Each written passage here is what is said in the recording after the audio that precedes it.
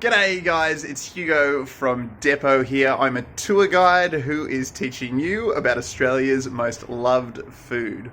What is it? Well, let's find out. This food has been around in Australia for close to 100 years. It is about 3 times saltier than seawater, but is said to be in about 9 out of 10 Australian households. Some of you might caught a sight of it before. Oh, this is it, Vegemite. Now, if you're not familiar with Vegemite, well, it is a spread that we put on our toast in this country here. Well, look, here's one I prepared earlier. Very good. Now, Vegemite really comes about in the 1800s, and it comes about because of one man in particular, Justus von Liebig. Thank you to you, good sir, because this man realizes that in the brewing process, leftover yeast can be converted into an almost edible food with the addition of a few ingredients. This leads to the creation of the Marmite company in England.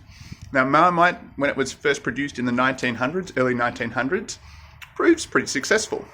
It is imported. I'm choking on toast, this wasn't a good idea. It is imported into Australia and sales are going pretty well. The problem is, just a few decades later, at the outbreak of the First World War, rations start to be enforced and Marmite supplies start to drop.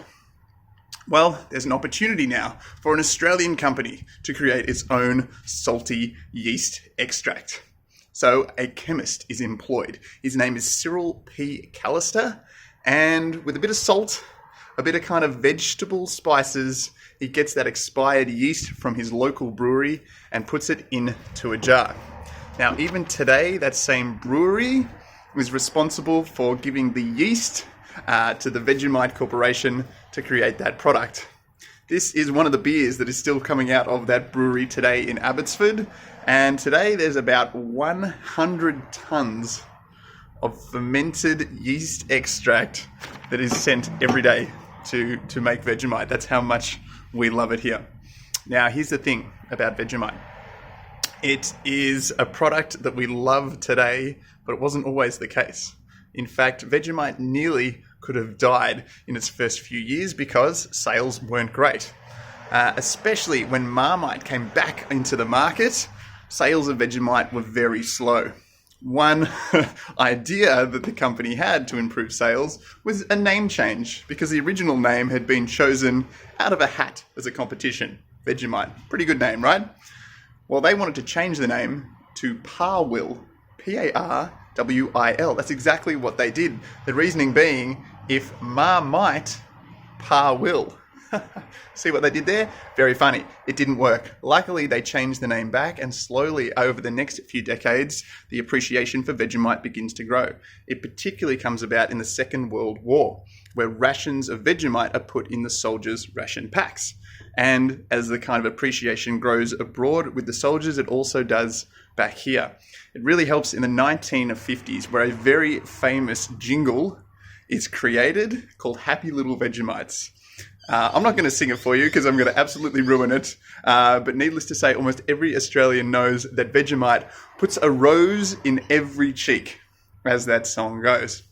Now, today, Vegemite is so ubiquitous that it is seen on merchandise, on everything from surfboards to flip-flops, or thongs as we call them here, on beach towels. It's even made its way into several other food products. Believe it or not, there was a chocolate created by Cadbury a few years ago that had a Vegemite caramel inside. It was very divisive, but I think personally it was not so bad.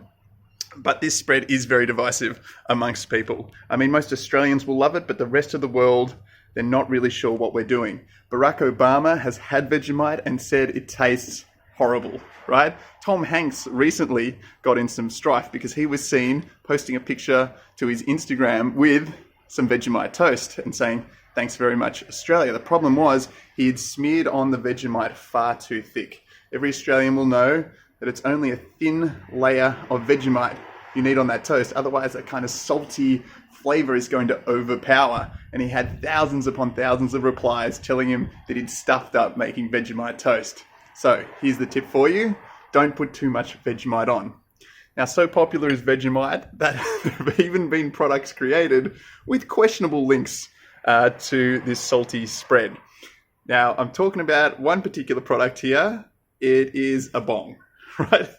If you don't know what a bong is, go ask your mother.